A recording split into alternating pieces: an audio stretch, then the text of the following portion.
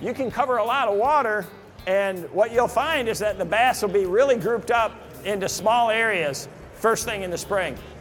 You may fish for an hour and not get a bite, covering a lot of water, and then you might catch 2 or 3 real quick. Well, that's when you want to pull out some of your other techniques, some of your other finesse type techniques. And you know, I've got a few of them that are really, really effective. Early in the year, this little flat tail grub is tremendous. This is a brand new bait that's out on the market that's really unique. It's got a lot of action to it. It's called a Finesse grub, and this is one of my great early season baits. I like to fish it on a spinning rod, 8-pound test line, and you know, have an outfit that I can cast a long ways. You know, our lakes up here are clear, so casting a long ways is important. And I'm going to put a jig head in this little grub to match the depth that I'm fishing. I want to use a heavy enough jig head that I can get good bottom contact, but I'm just going to cast that out there. And you can see how that grub that has a tail that just really has tremendous swimming action. So I'm going to kind of hop it up. I like to snap that bait a lot and try to trigger those fish into biting it. So I'm going to cast it out there, hop it a little bit, drag it, do different things until I get an actual response from them. Sometimes you get the bottom. That's how the guy in the hog trough gets more of my baits right there. You know what? I'm going to just go to my other one I've got rigged up right here. That Finesse grub is a tremendous fish catcher. And again, I like to fish it fast like that, kind of snap it along.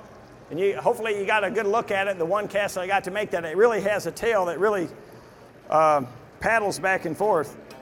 The other thing that you just have to have tied on if you fish in this region is you got to have a drop shot rig.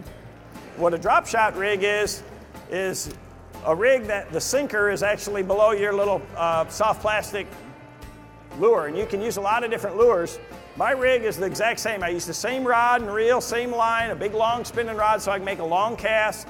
And what I do is I tie on either an open wire drop shot hook or a weedless version, and below it I'm going to tie on a sinker. And what I like to use the little tungsten sinkers. The tungsten is a lot denser and it gives me better feel as I'm dragging this along the bottom. But the big thing is use enough weight that you get good contact, that you can keep a tight line when you're fishing your drop shot rig. So right now I've got a little 1/4 ounce sinker tied on. I've got it about 14 inches below my hook. And all I do is I tie that hook on with a Palomar knot.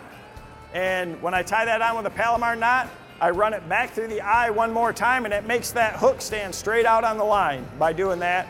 Then I'm going to attach my sinker, and then above it I put a little swivel. You know, the one thing about a drop shot rig is it'll twist your line a lot. So I will put a little swivel up above it so the fish can't see it, but it keeps my line from twisting, and I'm ready to go. I've got a little bait on here just made for drop shot, and it's called a Dream Shot. And it comes in a lot of different colors. This one's a little sexy shad color. It's a real good color if they're feeding on bait fish. Normally on our lakes I use, you know, something that's green, a watermelon or a green pumpkin, something that's natural. I'm going to use those colors a lot. What I like about a drop shot rig though is that it keeps the bait above the bottom, above the weeds, and in the fish's line of sight. And then by having that sinker below it, every time that I shake it, it magnifies the action of that lure.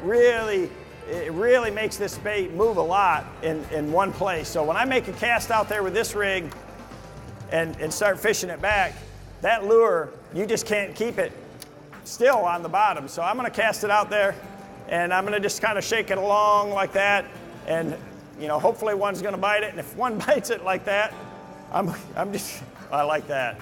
I just basically, when I get a bite like that, I just try to reel real fast, you know. You can't really fish it wrong. You can kind of hop it along a little faster and then let it get back down to the bottom and just kind of shake it in place. And as soon as they bite onto it, all you got to basically do is reel.